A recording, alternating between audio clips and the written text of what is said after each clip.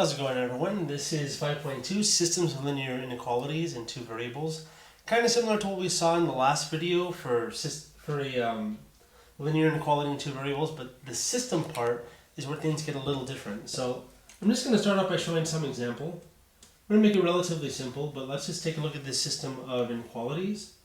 Let's do x minus y is greater than or equal to 6, and then I guess we can do 2x minus 3, let's make it plus 3y is, let's do greater than also, greater than 21. So we have these two inequalities, and what are we going to do? We're going to graph each of them, and we're going to see what region satisfies both. Essentially what we're looking for here for these problems is overlap. And that is basically going to be the key word for this whole section. Graph each inequality and just look for overlap of those shaded regions. So let's see if we can do that. Let me label these inequalities, by the way, as equations 1 and 2, or inequalities 1 and 2, I guess I should say. I'm going to graph each of them on the xy plane, and I'm going to do the first one by x-intercepts. So I'm going to let x equal 0, and again, imagine that it's equal to. So if I let x is equal to 0, let's see if you can visualize this to me. If x is equal to 0, negative y will be 6, so that means y is negative 6. Okay? So far so good, I hope. If y is 0, then x is equal to positive 6. Try to make it to scale. I guess that's okay. So again, x is equal to 6. Yeah, y is equal to negative 6. So I'm going to graph this line. It's or equal to, so it's going to be a solid line for sure. And here's a big question that we saw a little bit of last time. Do I shade above or below? It's not obvious. It says greater than or equal to, but the fact that there's a negative in front of y means if you isolate y, you'll actually have to divide by negative in the end, and when y is isolated, you'll get y is less than or equal to a bunch of stuff. So actually we shade below. So for this, I'm going to label as line 1 because it corresponds to inequality 1. And I'm going to, in red, shade below.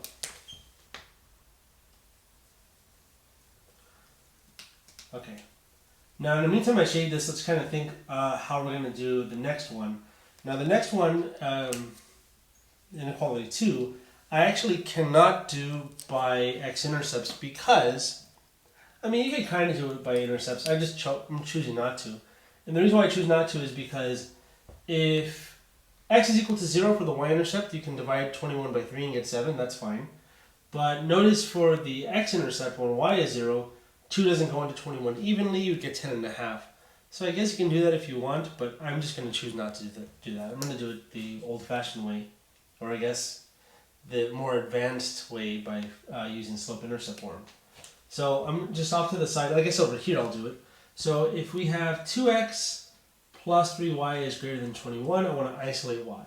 So let's subtract 2x to the other side, divide by 3, so again negative 2 over 3x plus 7.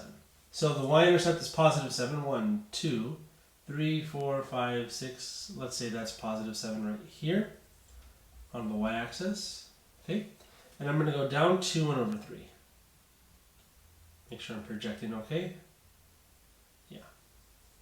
And it's not or equal to, so it's going to be a dashed line.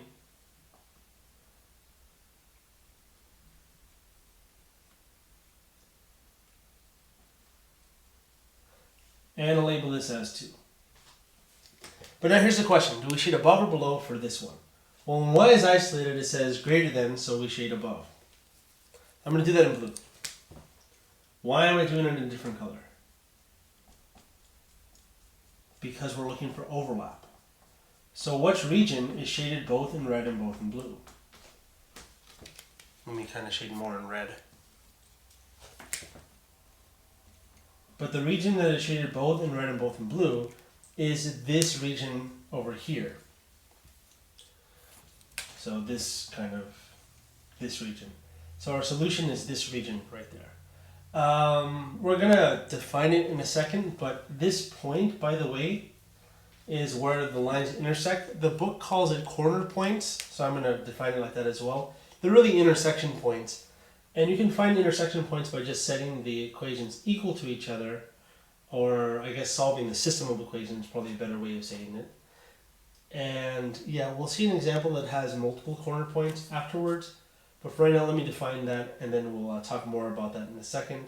Also, this particular type of region has a name as well.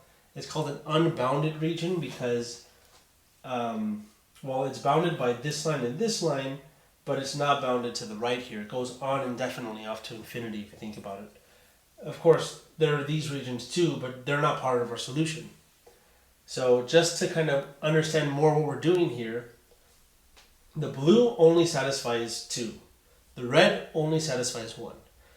What is red and blue will satisfy the system. That's what we want. That's why I emphasize that we must look for overlap of those solutions for each one in order to satisfy the system, which is both simultaneously. Okay, so next, like I was saying, we'll define a corner point of a solution region to be a point in the solution region that is the intersection of boundary lines. So there could be more than one. In the previous example, we had 1. I believe this one will have more than 1. This is a pretty crazy looking system of inequalities, by the way. It's pretty intimidating to look at, but it's not too bad. In fact, I want to kind of emphasize something that we'll see a lot of in these coming sections, and that's this right here. We actually saw this in an example 5.1, if you go back and recall that. X is bigger than 0 and y is bigger than 0. Really what this corresponds to, I didn't mention it in the last example, by the way, but it corresponds to the first quadrant. Quadrant 1, by the way, is just where all x and y values are positive. So just to get started on things, let me show you what I mean. This is quadrant 1. So quadrants are, I guess, the 4 parts of the xy plane. Quadrant 1, quadrant 2, 3, and 4. Quadrant 1 is just where x and y are both positive. So that's what we're going to be focusing on here. Also, this is a really nice one to start graphing because we can actually find x and y intercepts relatively easily. The only thing is I need to figure out what the scale should be. I mean, just looking at it, it looks like the largest I want my y value to be is 25. So I'm going to go by 5s. Yeah, there's no way I can squeeze it in. So I'm going to go by 5. So imagine that's, yeah, that's fine. 5, 10, 15, 20. Let's make that 25 and scoot that up. And for the x's, actually the x's should be 25, but that's fine. So it's 5, 10, 15, 20, 25. So let's imagine these are by 5. So it's 25, it's 25. And again, we don't really care about the negatives, we only care about the positive because we're in quadrant 1. That's what this part tells us. Okay, what now? Okay, so for the first line, imagine this is equality. I'm going to find the x and y intercepts. So to find the y-intercept, I'm set x equal to 0, y is going to be 22, which is about here. It's a little above 20. That's 20. Okay, to find the x-intercept, we'll set y equal to 0. So 2x is equal to 22 divided by 2. X is 11. That's a little bigger than 10. Connect those. All of these are equal to, so they're all going to be solid lines. And since we don't care about going beyond the x-axis or y-axis because we want x and y values to be only positive, I'm just going to make this segment only. I don't even need to continue on to be an indefinite line. So there we go. And let me label this as line 1. Whew, nice. I guess that's okay. We're going to get a lot going on. So maybe this labeling is going to be a little crazy to look at in a second, but let's just see if we can manage. Okay, for the next one, line 2, find x and y intercepts also. When x is 0, y is 13. When y is 0, x is 13 as well. So we're going to get 13. So this is 10. 13's a little below halfway between, actually it's a little above, isn't it? It's a little above halfway between 10 and 15. It's about here. And same thing over here. So about right there, next to this. So there is an intersection point. Okay, I'll talk about that later. And let me label this as line 2. Again, the labeling is going to get a little crazy as we go on. Nice, so one more. Okay, let's find the x-intercept. When you set y equal to 0 divided by 2, x is 25. So that's right there. And then to find the y-intercept, set x equal to 0 divided by 5 to get y would be 10. So that's over here. So we actually have 3 intersection points. Okay, it's going to be a little hard to look at, but what we want to do is we want to find the region that satisfies all 5 of these. Now it has to be in the first quadrant, we know that much. I didn't actually shade any of these, but they're all less than. And since there's plus in front of y, if you were to isolate y, it would be y is less than or equal to for each of them. Meaning, we're going to shade, I know it's a lot to see, but if you've been following, it should be not too bad. They're all going to be shaded below. So if they're all shaded below, I'm not going to do it because I don't have enough colors, but if they're all shaded below, where they all intersect is right here.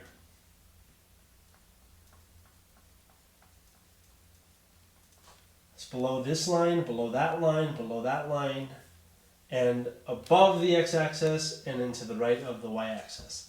It is the one shaded region that satisfies all of these. Now, as it turns out, this shape actually has 5 corner points.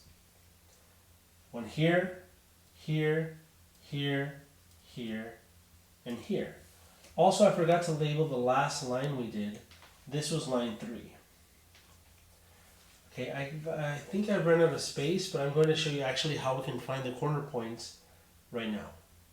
Okay, so like I was saying, there are 5 corner points for this particular solution here, and I'm going to show you how to find a few of them. The ones I mainly care about are not so much these 3 here that touch the axes. I'll still talk about those, of course. But the ones I mainly care about are these 2. And first let's take a look at this one. And let's notice it's the intersection of which 2 lines.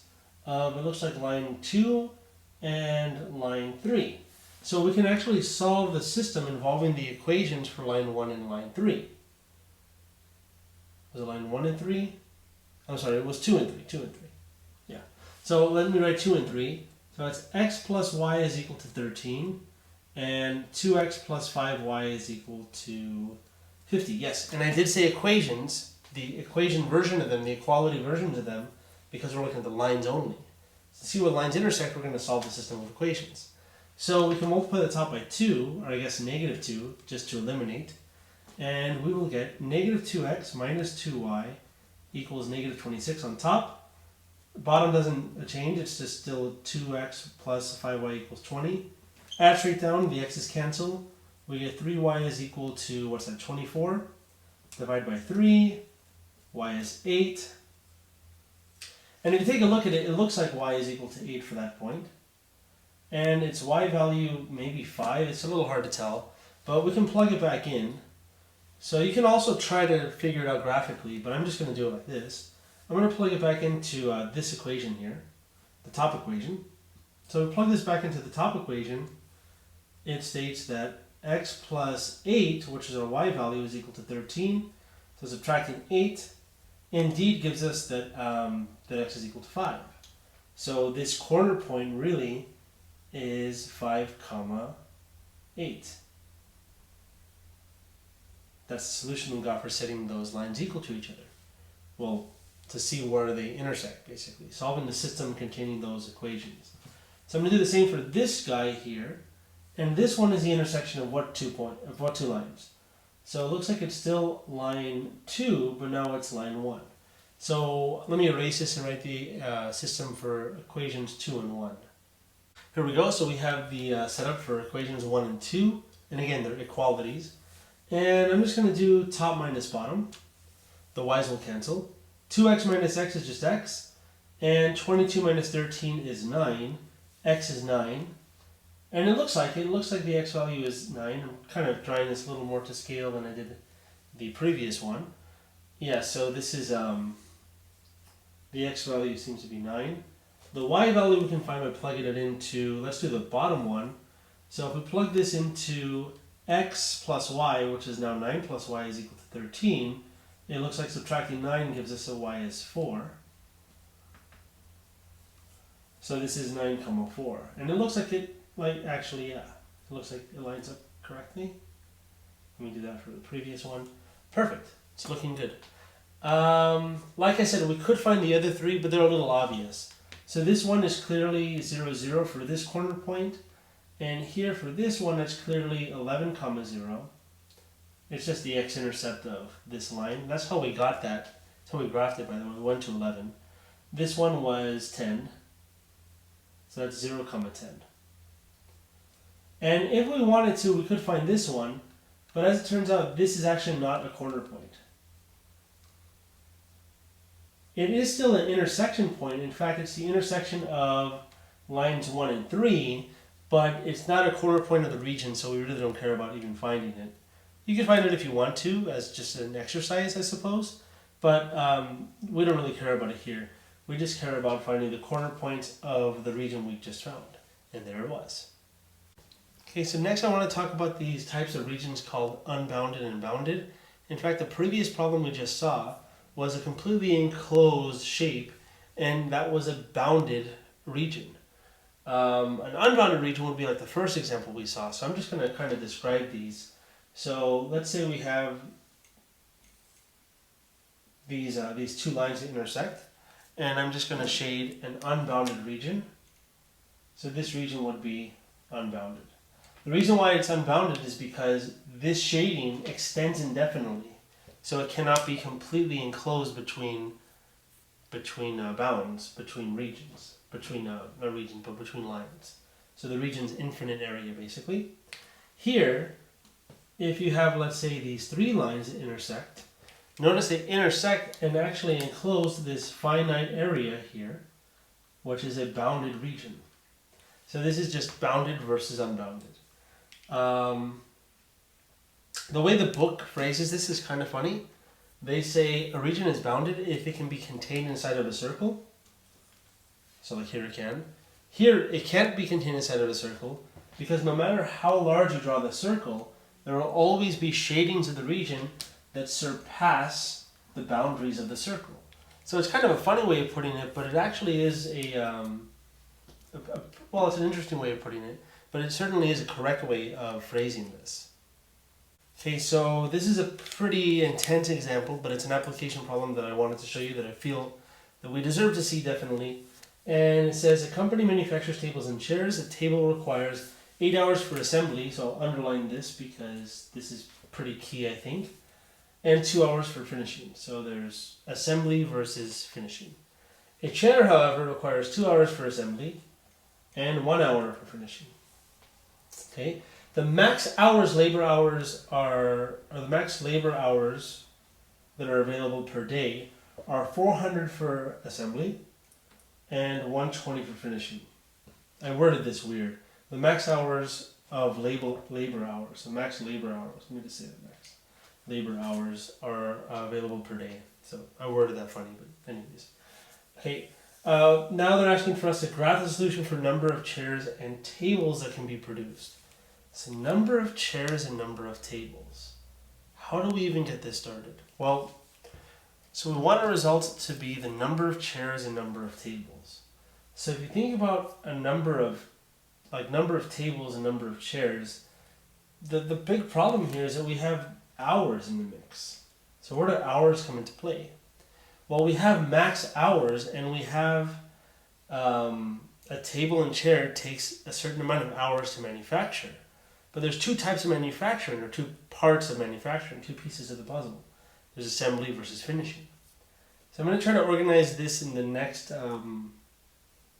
screen, but I want to just kind of right here in the space that we have, let me just say there's assembly versus finishing.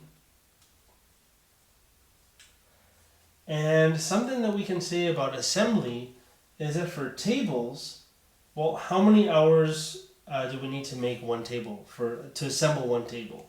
It's 8. So if we label tables as X and chairs as Y, and I know to do that because our solutions must be the number of tables and chairs. So that means that our solutions, ordered pair solutions, must be X comma Y, number of tables, number of chairs. All right. Now, to assemble one chair takes 8 hours. So 8 hours times X amount of tables will be the amount of tables that we assemble. Okay? Or the amount of hours it takes to assemble X tables, I guess you should say. Similarly, if we add this to the amount of hours it takes to assemble Y amount of chairs, well, how many hours does it take to assemble a chair? It's 2 hours. So that's 2Y. And the max hours we have for assembly are 400. So this must be less than 400. Less than or equal to 400. That's the max. You can't go beyond the max. Good. So max means less than or equal to. So for finishing, you can kind of see what I'm doing here. For finishing, I'm going to look at the finish hours for table. So that's 2 times X. Plus the amount of hours for finishing for chair, which is 1. So that's 1 times Y, or just Y, is less than or equal to the max amount of hours for finishing, which were 120. So this is it. This is basically the system of inequalities. And we've used everything. We've used the amount of hours for assembly for tables and chairs, the amount of hours for finishing for tables and chairs, the max for assembly, and the max for finish. Again, it's a little overwhelming. I know there's a lot to talk about. I'm going to erase this, organize this over there, and then we're going to graph our solution. There's one more thing I forgot to mention that we definitely saw from 5.1, and we saw a lot actually 5.2 in this video, is that X and Y, the amount of tables, are both going to be positive or 0. So you could possibly manufacture 0 tables, 0 chairs, but you can't manufacture, let's say, -2 chairs or -2 tables. It makes no sense. So here we go. Let's attempt to graph this. To graph this, I think we'll need, I guess we could just use the scheme I used before as far as the X and Y intercepts go, but I'm just trying to see what the largest things will be. So I'm looking at the y-intercept here is going to be 120, and the y-intercept for the top one is going to be 400, so it's going to be 200. So let me go by, I guess, 40s. That's fine. So for y, if I go by 40s, I'm going to land 200. So it's 5 40s to make 200. So it's going to be 1, 2, 3, 4, 5. And for x's, let's just do 5 as well. 1, 2, 3, 4, 5. But these are by 40s. So it's 40. It's going to be 200. This is 40, 80, and then 120, 160, 200. So I guess I'll include both of these. It's fine. Okay, great. So that's X tables, and then Y is chairs. Y is chairs. X is tables. That's fine. Great. Now we need to actually graph the lines. So for the first one, let me label it as 1. To find the x-intercept, we'll set y equal to 0, divide by 8. 40 divided by 8 is 5. 400 divided by 8 is 50. So x is 50. That's going to be like a little bit more than 40. It's going to be right here for the x-intercept. Its y-intercept will be setting x equal to 0, divided by 2. 400 divided by 2 is 200, so it's going to be right up here.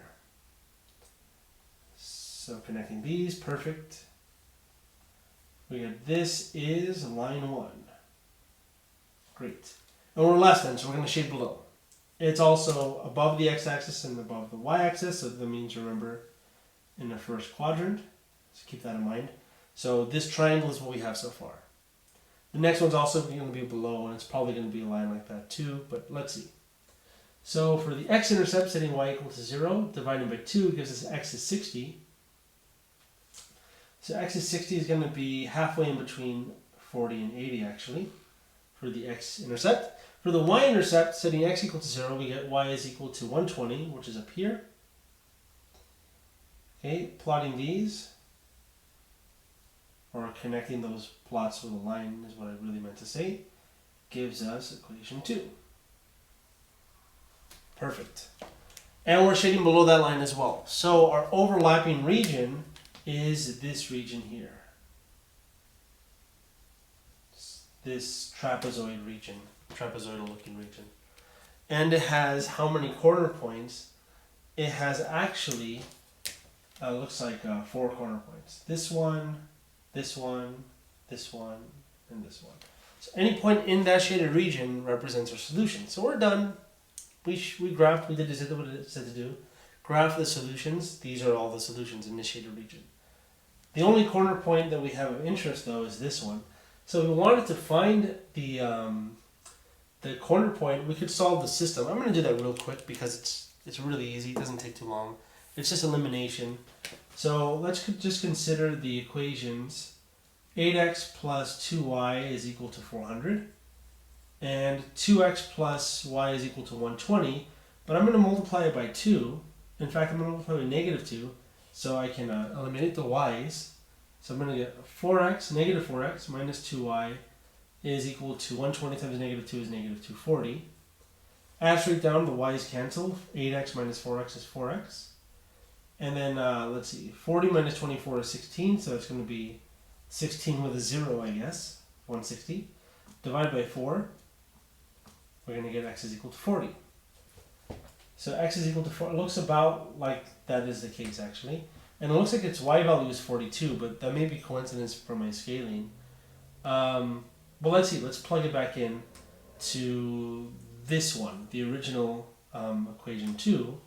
So if x is 40, if x is 40, we'll have 80 plus 40 is 120, so it actually is 40, 40. So if you don't believe me, let me write it out to show you. So plugging that into this, we get 2 times 40, which is 80, plus y is equal to 120. Just looking at this with equality. Subtracting 80 from both sides, we get y is equal to 120 minus 80, which is also 40. Awesome. So we get a nice clean solution here. That's the corner point. Those are the corner points we found. That's 50, 0, that's 0, 120, and this is 0, 0. But again, all we really care about is the shaded blue region. And that was it for 5.2, and I'll see you in the next video for 5.3. Thanks for watching. See you then.